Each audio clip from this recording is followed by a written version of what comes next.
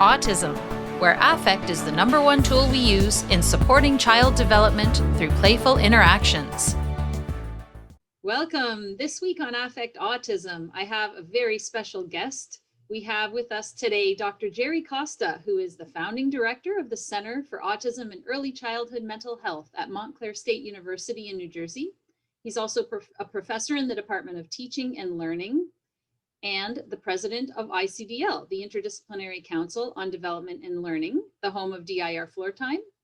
And he also is a developmental individual differences relationship-based model expert training leader.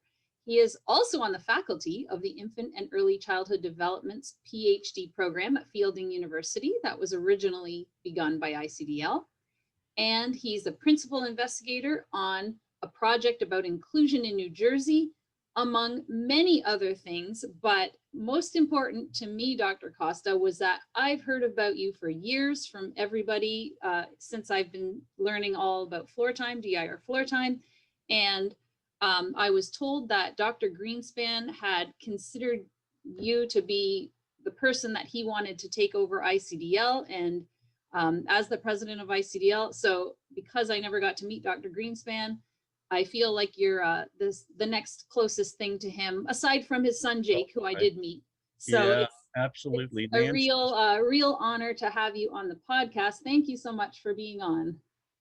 Thank you so much, Derry. And boy, yes, Nancy Greenspan and Jake Greenspan are really the most remarkable family members and holders of Stanley Greenspan's legacy. But we are thrilled in ICDL and the DIR floor time ways to also share that legacy. And I was privileged to be first a student and be mentored by, and then a colleague of and a friend of Dr. Stanley Greenspan. So thank you for the comparison.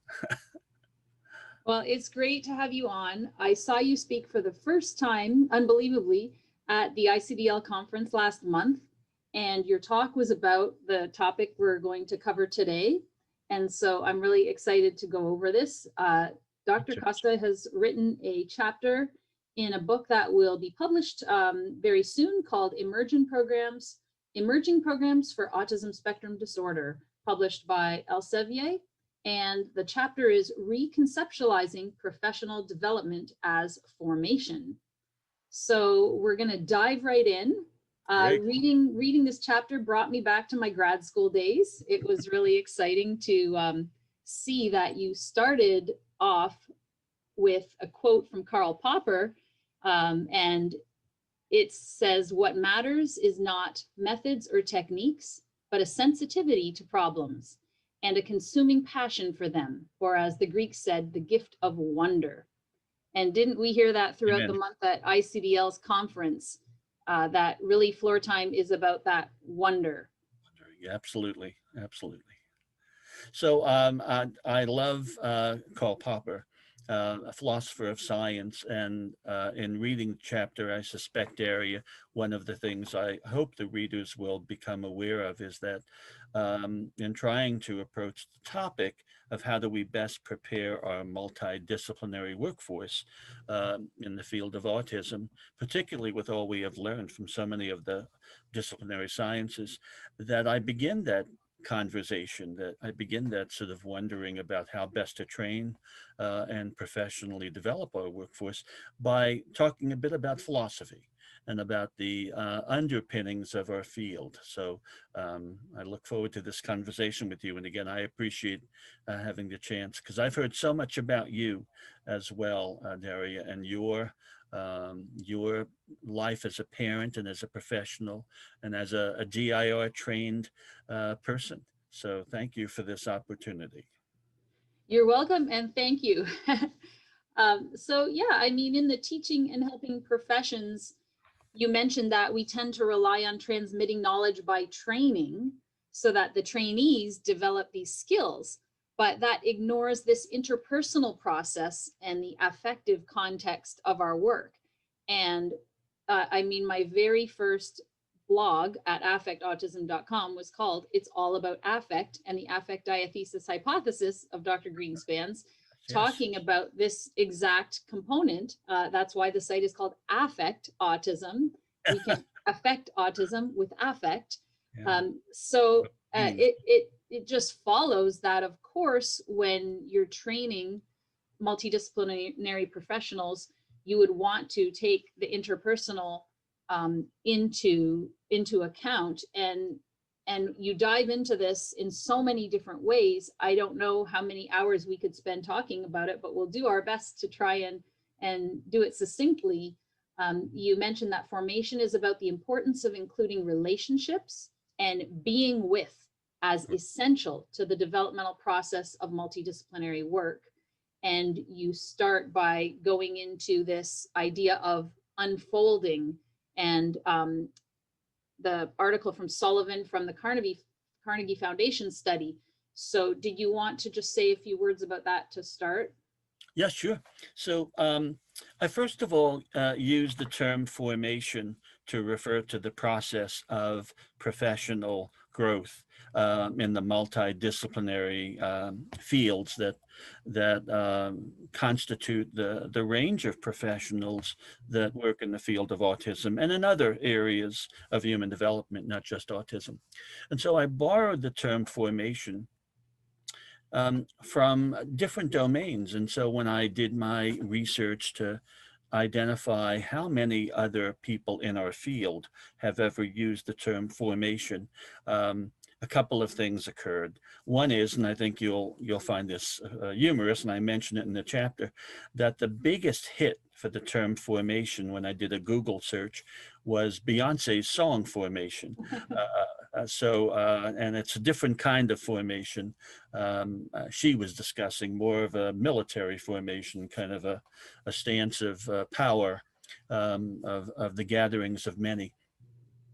But the other areas where I found formation to be a topic of conversation and thinking was in faith formation or clergy formation. So that was more of a spiritual, religious context, which I think I borrowed from heavily in terms of feeling that this is about work that is driven by mission and meaning. But the other area of formation was a series of studies from the Carnegie Foundation, where they looked at this concept of formation in a way that I think is similar to how I've been trying to think about it and writing about it, where they looked at the concept of formation in terms of three professions: the legal profession, educators, and I think physicians with a third category. And the way they talk about formation is really similar to what I have tried to develop in terms of thinking of interrelated ways of developing. And to maybe cut to the chase a bit about the meaning that I have tried to describe in some detail, is that I talk about formation as having to involve three interrelated ways of developing: ways of knowing, ways of doing, and ways of being with. And so in the legal professions, educators and medical professions, I think what the Carnegie Foundation reports shared, and there's the graphic, thank you, Daria. And so the Carnegie Foundation, I think what I loved so much about the report was that it identified these core notions. They didn't call it this, but it was really very similar to what I had been writing about and thinking about. And so and the quote that stands out in my mind from William Sullivan, one of the authors, is that for identity formation trumps knowledge every day, right? That it is about not just what you know and what you can do. We can talk more about that in a moment. But it's really about the substance of who you are and how you are in relationship to others. And so the notion of formation, I think, probably is best thought of as an unfolding over time. So I hope as we continue to have our conversation, I can even speak a little bit more about the application of and the manifestation of what formation means. Right, and just to give a silly example to lighten things up for a second, my husband will always say to me, "It's not what you say; it's how you say it, the Absolutely. tone." Absolutely. And Absolutely. that message comes across, and that's the point you make. We have to have this real idea, and have to look at our own subjective responses to the work that we do, and relationships that we form, because you can train someone to do skills and teach skills, but if the way they deliver it is harsh versus someone else who uses all of the affect and warm prosodic voice that Dr. Porges talks about, which you'll get into soon, then it has such a different effect. And when working with children with autism, that can have such a profound effect, the way we approach them and the way they respond. Oh gosh, absolutely. I think we should just listen to you about this because no, because you got it. You really do. And you know the focus in our current science within autism and the current field of practice has been dominated by a paradigm that has focused more on skill acquisition by the provider and behavioral compliance in the child, and such that the focus has been on ensuring that certain behaviors are formed or developed.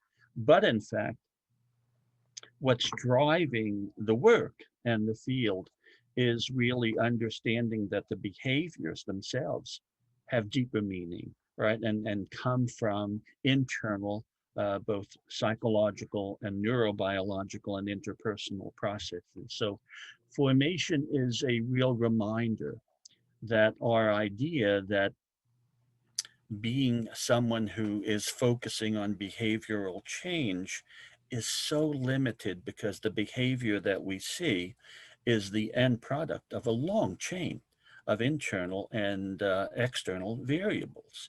And so what I have tried to do, and certainly this builds beautifully on the work of Stanley Greenspan and Serena Wieder and the DIR community, is the power of affect. I mean, I loved what you said about affect autism. And so in a way, there needs to be a parallel process of understanding the power of affect. And just what you said. So if someone were to, and in this paradigm we currently have that's pretty protocolized, that there are very prescribed ways of leading to behavioral change. Um, we know the reality is that every single delivery of a behavioral intervention under that paradigm is delivered by a human being. It's not delivered devoid of a relationship, and that human being, it turns out, have differences in their warmth, in their affect and gestures and intonation. Um, in the chapter and in the presentation, I developed an acronym called AGILE, AGILE. And that acronym is meant to remind us that whenever we are delivering an intervention, we have to think about our affect, our facial expressions, our gestures, our movement and pacing, right? The intonation of our voice that you mentioned, it turns out in many, many approaches, including Stephen Porges's polyvagal theory, it turns out intonation is a powerful interpersonal regulator of cardiac rhythms, of neurological excitation and calming. A harsh voice can raise our sympathetic nervous system response. A softer, calmer voice can really regulate our heart rate. Stephen Porges, neuroscientist, talks about this idea that the 10th cranial nerve, the vagus nerve, has multiple branches. And his theory is that these branches include nerves that regulate facial musculature, as well as branches of the vagus nerve that regulate cardiac rhythms, such that a smile and a soft voice can regulate the heart rate, lower the heart rate of another. and that we, in terms of our biological and evolutionary heritage, are in fact, when we are anxious or frightened or in the fight or flight or freeze response, seek out connectedness. Connectedness is a biological imperative. So I think Stephen Porges' theory, polyvagal theory, says it beautifully. But in fact, it's been missing as a component of the more traditional mechanistic, behaviorally focused delivery systems.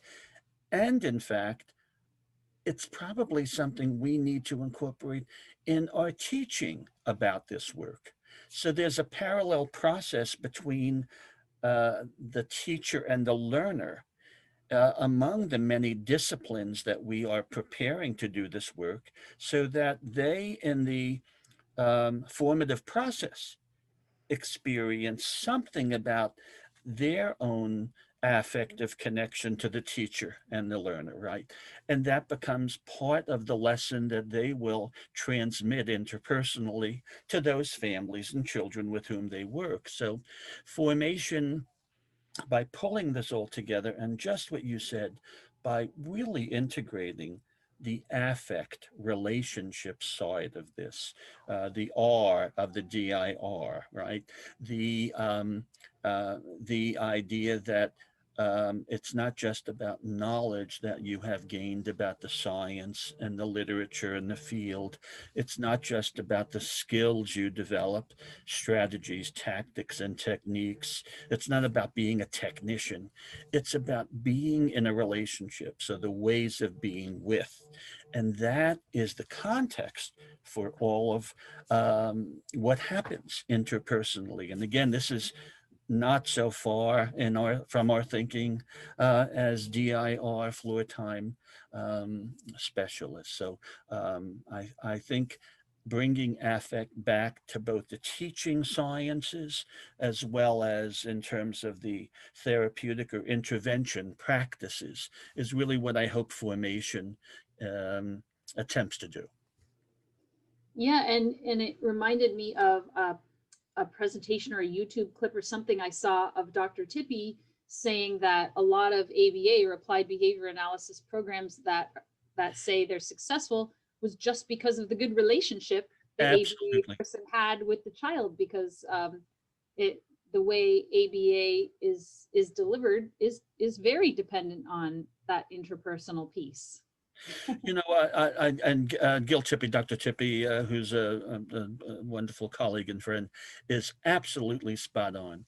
In the chapter, I actually illustrate that in a number of ways, but I discuss, for example, a concept that often happens in science, which is called a confirmation error. A confirmation error is when you have an idea as to what is causing or leading to an event, and you seek evidence to support your idea. And so that if the outcome occurs consistent with what you expected, you interpret that outcome as proof of the effectiveness of what you have done. That's a fallacy in logic. Confirmation is an error.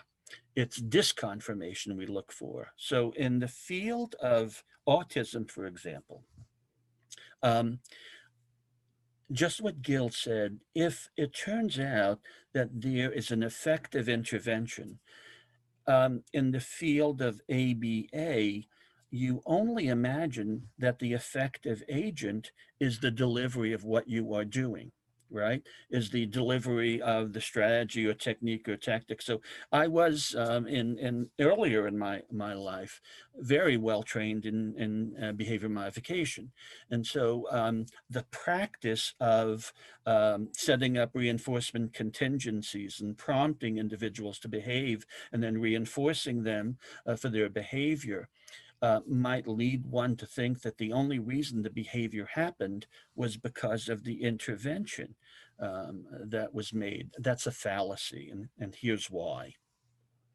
Um, So I grew up in a small town in New Jersey called Hoboken, New Jersey, which is now a very popular town called the Gold Coast because it's right across the river, Hudson River from New York City. And I grew up and remember in politics, there was a fascinating saying. And the saying was, if you drop a quarter in the middle of the block, you don't look for it on the corner where the light's better, right? You tend to look where you shine your light. Well, if in behavioral approaches, you don't shine light on affect or co-regulating or stress systems, if that's not part of your equation, and you simply focus on your intervention as the only agent of change, you are, in some sense, circumscribing the world to include only what you want to measure. Whereas there's another whole set of variables in the world. That would be equivalent, and in the chapter I talk about this, of ignoring instruments in our work, right? So it would be the equivalent of saying, since I never see ultraviolet light or infrared light, that doesn't exist. All that exists is what I see. And we know that that's not true, and prisms show us otherwise. That's also true in terms of sound.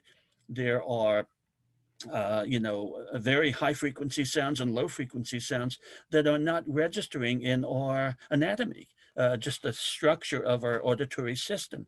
That doesn't mean those sounds don't exist. It means we have limitations from our own neurosensory barriers. So for us to simply say, all we can focus on is observables, that's ignoring the whole world that opened up to us in the past 30, 40 years in the neurosciences, right? Alone, about biometrics, about imaging systems. So I talk about in the chapter how formation must remind the practitioner that there are two I's, letter I. There's ideas that have been generated to help us better understand what we see in behavior.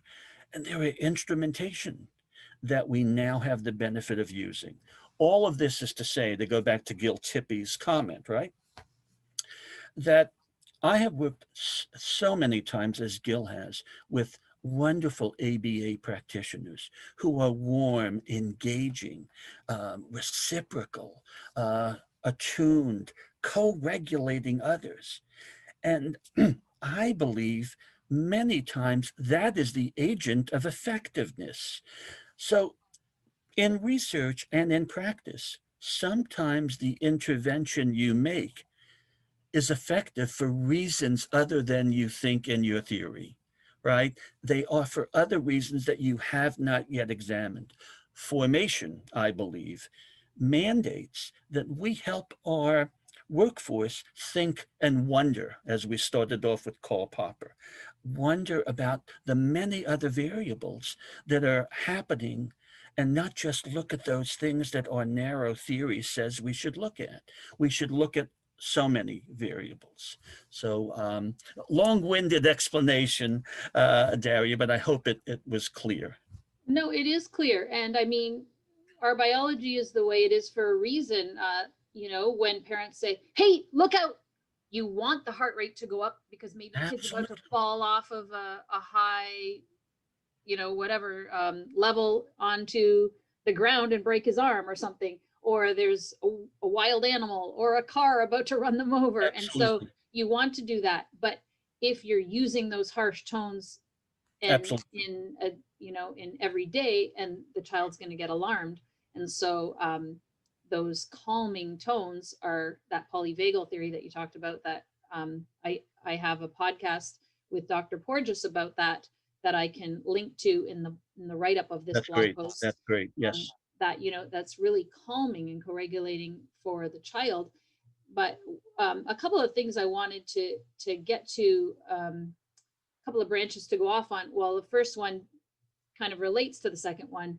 The way that you talked about how being a person who is working in this field needs to really understand that it's not just about what they do, but it's about who they are. That's And right. so bringing into account their own authentic growth of self, their own personal development and awareness, so that they have this intuitive sense of their service to others. And um, you gave such a powerful video demonstration of that in your ICDL presentation that was really shocking and alarming and made everyone gasp. And it's the type of thing that I don't know, you know, when they show those Stanley Milgram experiments from the Yes. 60s, where people are zapping people and they believe that they've killed them, and they keep following orders to zap them. And they did all this research after World Obedience War to II authority. to Yeah, find out why did people do what they did in the Holocaust, and all this research came out. You watch absolutely. those films in Psychology 101 or whatever, and you're like, oh my goodness. And this felt like that. You showed a therapist working with a mother, and the mother's trying to get the child to put pegs in a thing or whatever, and then the child gets restless and she smacks the kid and starts yelling at the kid. And like all of us were horrified watching this, and the kid starts crying and screaming, like that cry that just like heart-wrenching cry. Absolutely. And the therapist says, it must be really hard for you, to the mother, or it must be, you know, something along those lines. And your point is, what was it in the learning of that In the formation. therapist, In the in formation. the formation, that made that therapist have empathy for the mother in that situation and not the child? And a couple of questions around that. Like, first of all, why is it so important? Because that's the whole point of this paper. But secondly, what about the people that say, oh, why wouldn't the therapist have jumped to the safety of the child first? And isn't that Right, unethical? So right, right. two different ways to go on that one. It was a powerful video clip, and I took it from a training film that was developed by the clinician who was in the scene, Michael Trout. Michael Trout is the former director of the Infant Parent Institute in Champaign, Illinois, and is a remarkable infant mental health specialist. He was a student of Selma Freiberg, and he was one of my teachers. And so I feel a lineage at times to Selma Freiberg. I've actually worked closely with several of her students, but Michael was remarkable. And in that moment, as Michael witnessed this mother and understood her history in terms of the losses she had had earlier in her life as a mother, and then when she, in this present, as he's providing a testing, sorry about that, I thought I lowered that, but as he provides the testing, he sees the mother suddenly spank her child. And I think everyone who witnessed it really felt the pain for the child, as I think he did too, as I think he did too.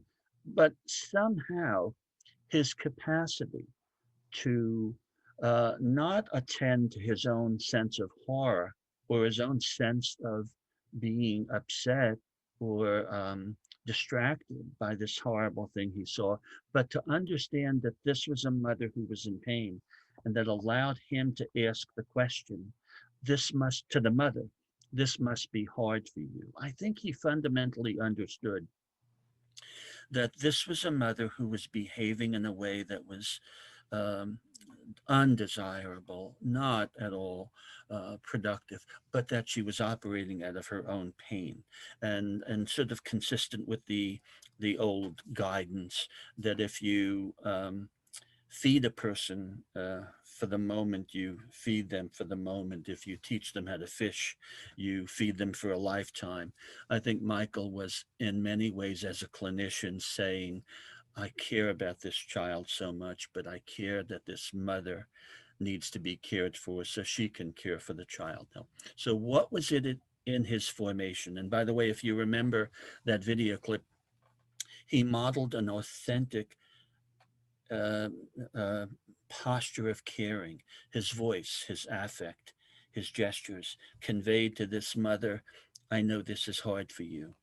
So my purpose in showing that was to, in a sense, to back up and say, we may have all in our careers been present when unfavorable things happen in families' lives. By the way, in COVID, we now have windows into families' homes, right? As we're doing virtual work, and we sometimes witness and see things that we probably would never have seen in the luxury of our offices or our centers, right? Unless you've done home visits. So the idea is that there is no protocol that you need or can follow that precisely tells you what should I do in this situation.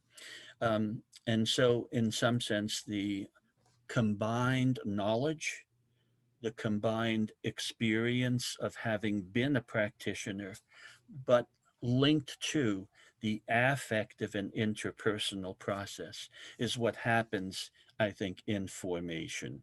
And in some sense, you mentioned the term, Daria, intuition. In some sense, I want to speak about that as a desirable outcome of formation. But I want to say two things more about this whole lesson. Um, there's a remarkable self-psychologist, psychoanalytic self-psychologist named Heinz Kohut.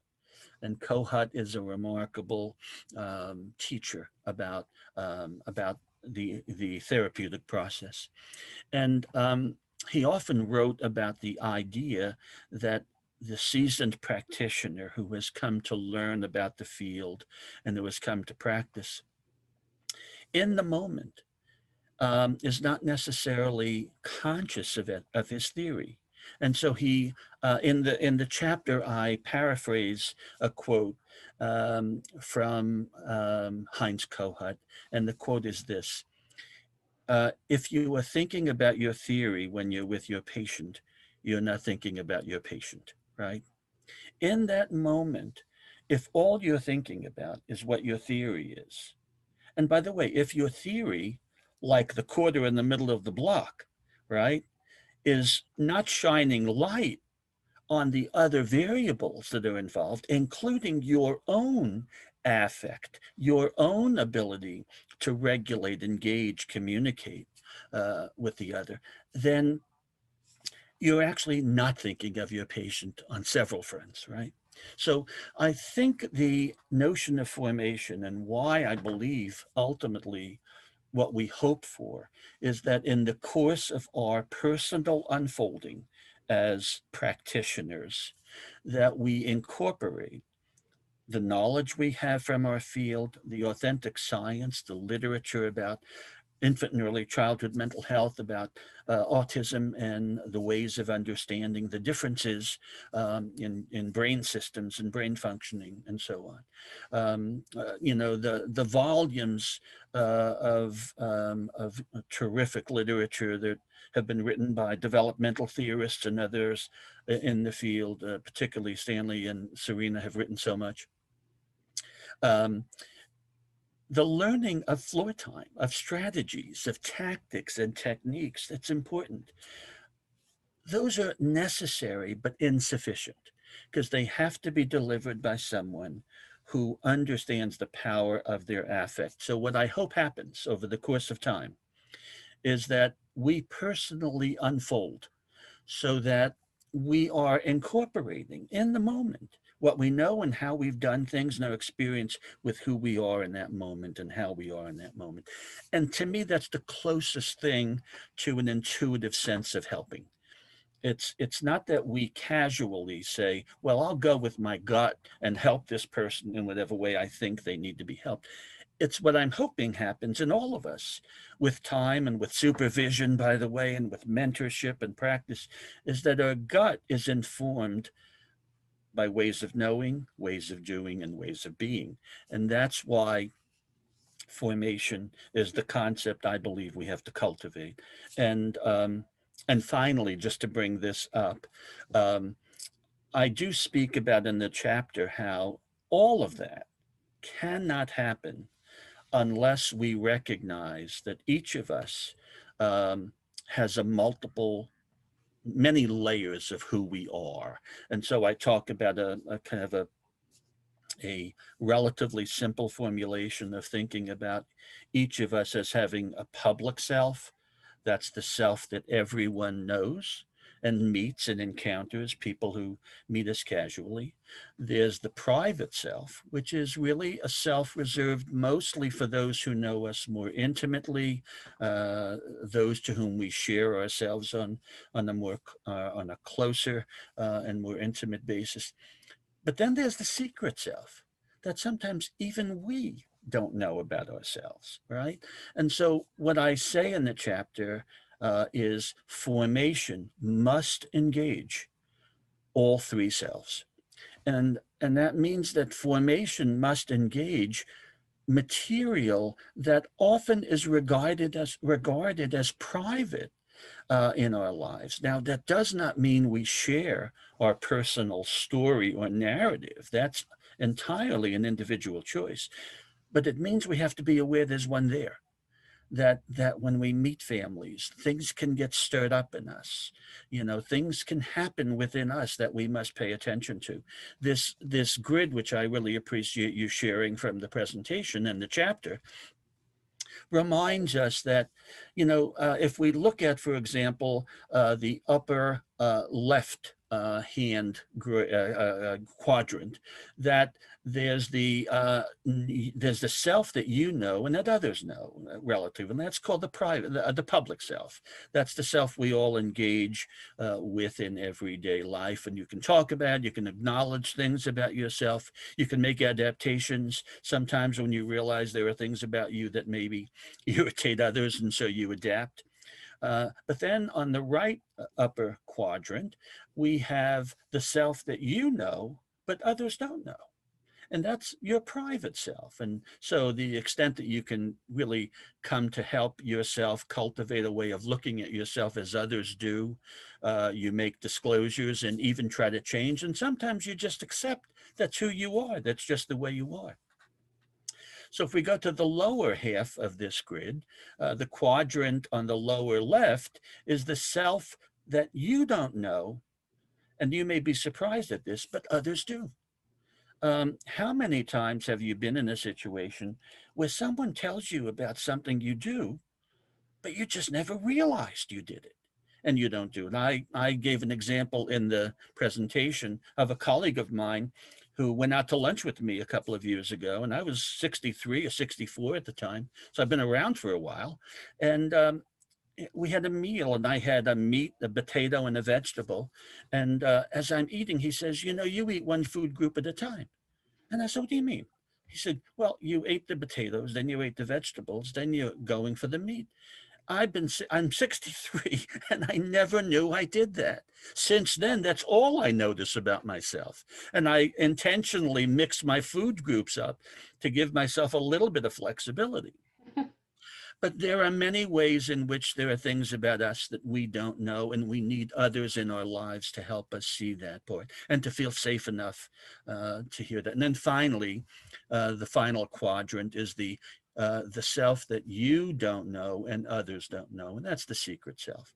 And that's where we need to engage in reflective practices, psychotherapy, mindfulness, and mindsight, a term by Dan Siegel that refers to the idea that we can cultivate an awareness of what's happening in our mind and brain without being overtaken by it. So, I mean, collectively, Daria, I think that the term formation for me has really come to be a central focus of how in my work at a center that is dedicated to professional development operates. That's a guiding force. We always want to think about cultivating ways of knowing, ways of doing, and ways of being with.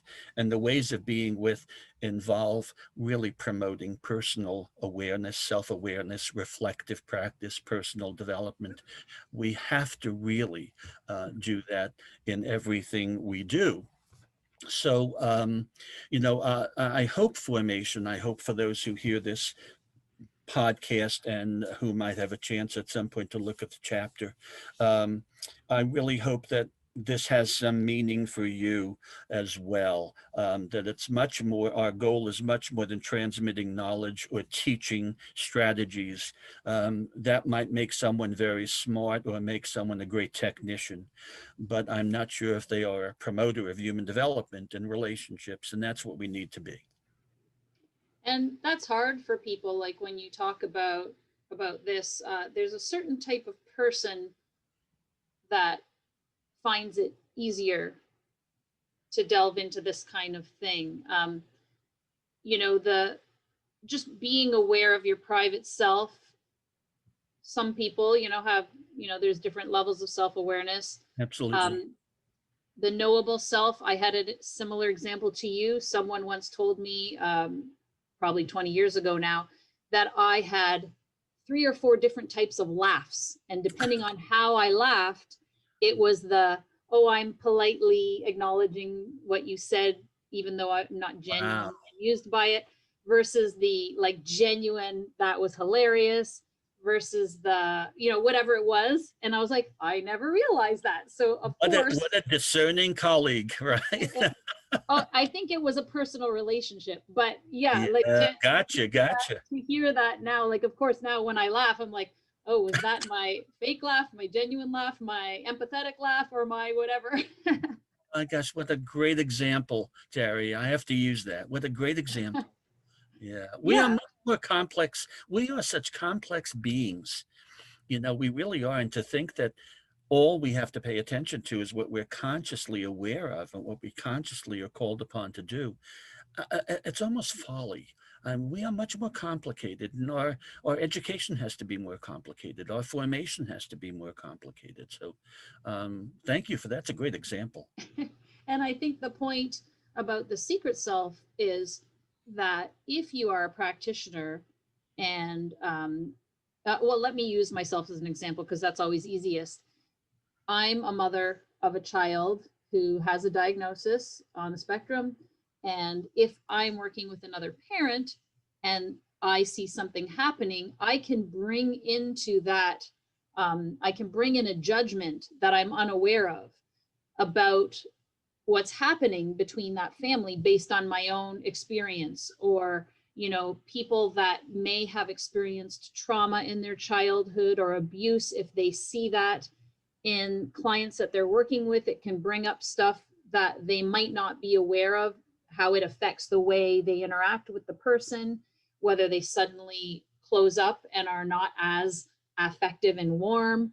And there's so many different ways Absolutely. that, like you said, whether it's psychotherapy, mindfulness, mindset, the reflective practice, and having those colleagues where you can really bounce things off of and get feedback from, and especially when you talk about reflective supervision. Yeah. So having that safe relationship with your supervisor about the work that you do. And same thing that we do in floor time, where we might wonder with a parent, like, I wonder, Yeah. your child did this. I wonder, what do you think it might be? And then the parent reflects on it, and then the person will say, Similarly, with the practitioner, the reflective supervisor can say, I noticed when the parent did this, did that bring something up for you? Or, that kind of And thing. Daria, that in the chapter and what you just said, I think when we cultivate ways of knowing, it's really not just about information from the science, but it really is cultivating a culture of wonder, of really continually saying to yourself, look, because when you have something in your own life that is similar to what is happening in the lives of the people with whom you are working and helping, um, that is both a great opportunity for empathy, but also a great threat to the work, because I just gave a presentation last week with a colleague of mine about the quote unquote wounded healer. That all of us have wounds, all of us have experiences or things in our lives that we struggle with. And that can help us have the most empathy for others, but it might also at times lead us to confuse um, our needs with the client's needs. I had a great supervisor, Dr. David Peters, who would say to me, and I think I said this in the chapter because I often quote him, that says, we need supervision to save our patients from ourselves, right? Yeah. But so this is complex, you know, this is not kind of just nice stuff. Let's just talk over our work and figure it out. It means you have to confront sometimes your own woundedness. And again, to be sure people get the message, reflective supervision is not about disclosing your personal material, although sometimes in a good supervision that happens when you feel safe. That's more the domain of psychotherapy. But it means you have to know you have personal material. That Mm. there's a, you know, I wrote a chapter in 2006 about infant mental health consultation, where I said one of the benefits of infant mental health as a field is that, and I used the phrase that came from, I think it was the Baltimore Sun, when a young girl, Virginia, in the 1800s asked the editor if Santa Claus existed. The response was, yes, there is a Santa Claus. Well, in my chapter, I wrote, yes, there is an unconscious, that we do have an unconscious. We do have a way of not being fully aware of all the things in our lives. So, and that's why we need the supervision. So formation is dedicated really to that being with part, that we tend to have done a good job on the knowing and the doing. We just haven't done so well on the being with. And by the way, the dangers of what's happened in our society now, science, one way of thinking about the progress in science, and this comes from Stephen Pepper, philosopher of science. He talks about um, one way of thinking of science growth is called the context of discovery, where we really discover ideas and wonder about the meaning of what we see, and certainly engage in research, but keep wondering, don't close off. And then there's something called the context of justification, which is where you do the quantifying, the hard science, the data collection, and data is not the same for everyone. What's happened in our society is we have diminished the context of discovery and we've overdeveloped the context of justification. We are in a society that you have to measure everything. You have to quantify everything, even if the quantifying process is inaccurate, even if you're measuring things that don't have great meaning. You know, the context of justification in early childhood education, I worked years ago and I still work in that field. I wish I could remember the person who gave this quote, but the quote is, you don't fatten the calf by weighing it all the time, right? You don't fatten the calf by weighing it all the time. We tend to measure and measure and measure, but don't think about whether or not what we are measuring is actually the important thing. Is, you know, Einstein supposedly said, not everything that can be counted counts, and that everything that counts can be counted, right? So this whole notion of justification and discovery is kind of twisted. I actually think the concept of formation is about reminding us of the field of discovery, of the two eyes, the ideas and instrumentation that can lead us to think about things differently. So, but it ends ultimately, or it lands, not ends, ultimately in how do we help the workforce we are developing to be fully present in the work they do with infants, toddlers, children, and families.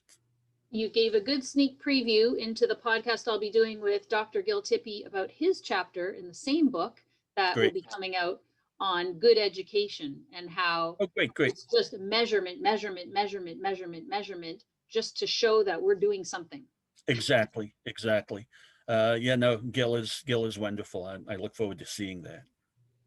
Now, what I wanted to sort of end with was your important personal unfolding. What does that look like as you train professionals or form professionals?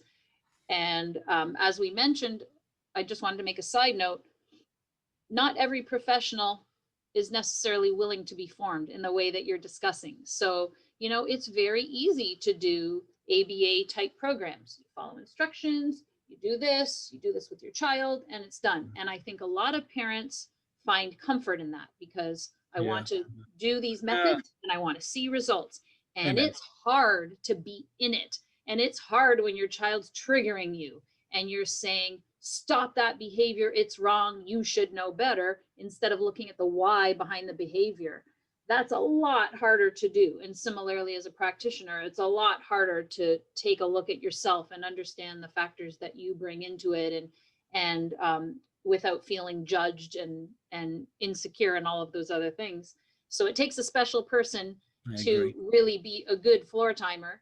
And the second thing before I get into those points was a talk that Gil Tippy gave, and I'm pretty sure he was talking about both Dr. Brazelton and Dr. Greenspan, and I'm pretty sure it was Dr. Brazelton that he said, when people were around him and any pictures you saw, like Dr. Tippy as a grown adult wanted to jump into his arms, like he just had that Absolutely. presence of like, I'm so safe. Oh, come to me, and I just want to jump in your arms too, which made Absolutely. everybody giggle. But that's the type of thing that you're talking about. Like you want to have that safe environment, and that's hard to do because people find it really hard to trust. And when you made such a good point, which I want to lead into the last discussion that we have here about this paper. You made such a good point that our children on the spectrum have so much going on and so many reasons to not trust what's happening around them. And it's so much more important to make them feel safe and secure, and to use those to really presume competence and to really believe that they are not misbehaving, um, and not trying to do something to harm us, even if they're punching us in the head, which, some people will say, well, that's ridiculous. They punch you in the head. That's wrong. But why are they doing it? Absolutely. That's a whole other podcast, but we've talked about that in other episodes. That's a great point. But the point that you make is so important, that formation calls practitioners to promote personal unfolding, meaning that we developmentally and professionally become who we are. Our knowledge, our actions, our experiences unfold and become integrated by, one, exploring your own sensory systems. If you don't know your own sensory system, how are you going to understand your child's? And your child's is so much more complex if you're not yourself on the spectrum. Read first person literature. That has opened my eyes so much in the last few years, reading accounts from self-advocates on Unbelievable. their Yeah. experiences, and nothing about us without us. That's why ICDL really makes such an effort to include self-advocates and be informed by self-advocates on everything that DIR Floor Time teaches and presents and forms in in the Yes. Yes. professionals. Yes. And um, and then you also mentioned this still face experiment video of Edtronic. Now, I did a podcast with Dr. Josh Fader, who he had mentioned it in the podcast, but what it is they did this experiment where the baby and mom are facing each other and blah, blah, blah, blah. And then the mother is instructed to just sit like this and have no reaction whatsoever. And the baby gets so distressed. And so you made such a good point in saying, what if the child is the one not showing any affect? And a lot of times our autistic children are not showing that affect. And what does that do to us Right. as a Right. parent? And so being aware of that, affect attunement, that reciprocal process of being attuned with someone else, and matching the affect that you provide to what the child needs and their individual profile, and being attuned in that way. And finally, you had science as a field of inquiry guided by different paradigms, which you just went into in detail. But I thought that was so important to bring up, that those points, that those all need to be a part of the formation of professionals. I think so. And thanks for going through that list. My colleague, Dr. Corinne Catalano, and I have been using the still face paradigm as a kind of metaphor of wondering about what it might feel like in this case, if not the mother, in the mother baby analogy, if it's not the mother who's making a still face, but from the mother's point of view, the child is a still face, that the child's affective engagement somehow is because of neurobiological and neurosensory differences. The child is rendered less available for engagement, and what that feels like for the parent. So, I think it's fascinating. And we talked about that pretty poignant example of the video clip that I showed in my presentation of Michael Trout.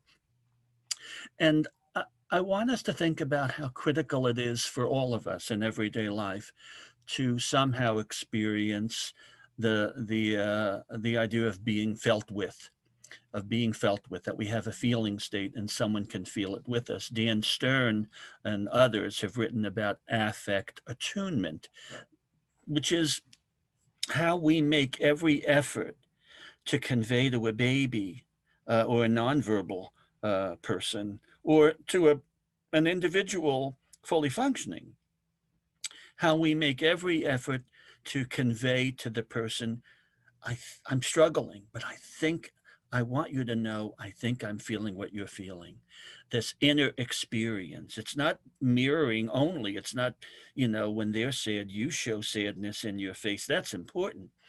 But the tone of your voice, the movement of your body, the facial expressions that say to the person, I'm being felt with, right? That act of attunement is a critical foundation for everything we do with our families, with the children on the spectrum, with the adults on the spectrum. It may be we have to learn something about the individual difference of that child in terms of how best to do that. It might not be just facial expressions. It might not just be voice. It may be posture. It may be sitting in silence.